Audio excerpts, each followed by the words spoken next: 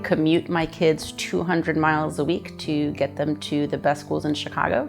I joined Raise Your Hand during the 2012 budget cuts that slashed a lot of community schools, including where all of my children started. Just supported the school in any way that I could, not really understanding the role of an LSC, how that chairperson worked, how the budget worked. We just knew that we loved our school and the kids were doing great, and whatever their teachers needed, parents would step up. And then I joined the LSC, the local school council, and became the LSC chair because there was a vacancy. We were doing great, and then the LSC chairperson, which was me, got a memo from CPS saying they're gonna close schools down and we have 20 days to appeal and give an educated response of, we're not in agreement with those budget cuts and this is why, and be more forceful in our impact. So I'm thankful for that Raise Your Hand was there. CPS was gonna have a budget hearing there. So we prepared our statement and thought, they're not gonna cut our budget. I mean, these are majority low-income kids and they're doing a phenomenal job on their test scores, and it's a small school. So I prepared my testimony to an almost empty room, which was completely ignored.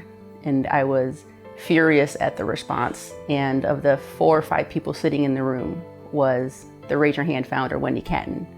And when she saw me in distress, she came over and said, "You're really passionate about your support for your school and how furious you are of these budget cuts. I think you should maybe bring your voice to Raise Your Hand." And the message that resonates with me and when I speak is, unfortunately, the schools around me have been closed multiple times, but we can see how organizing and empowering the parents around me to say, I want an excellent school in my own backyard.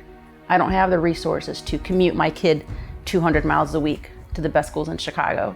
So I feel their frustration when they want to fight for their own neighborhood community school. Everyone wants an excellent school in their backyard. So do I. And then I'm also able to speak to Spanish parents because I'm bilingual. I can speak to parents all over my kids' schools because they go to very diverse schools. And then I'm the board president. So mobilizing my board, it's a working board. Gotta hustle and get this organization to its top performance to make sure that we're meeting the need of all the parents that want to help their schools, their kids.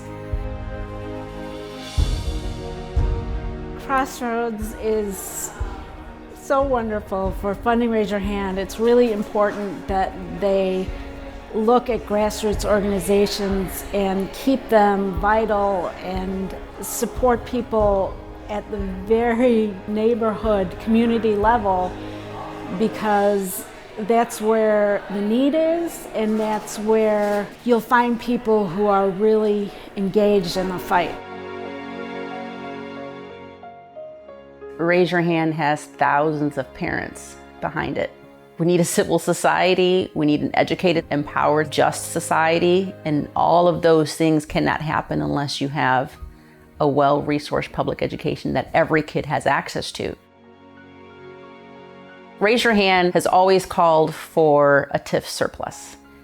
1/3 of the city sits in these TIFs, and yet the city says there's no money to fully fund an adequate public education for every kid in the city. We are strictly opposed to using public dollars for private development when we have unfunded priorities of our children not being placed in people's first interest. And we can't wait another school year. We can't wait another 2 or 3 school years. This needs to get funded now. And the money that we need is sitting in those TIFs.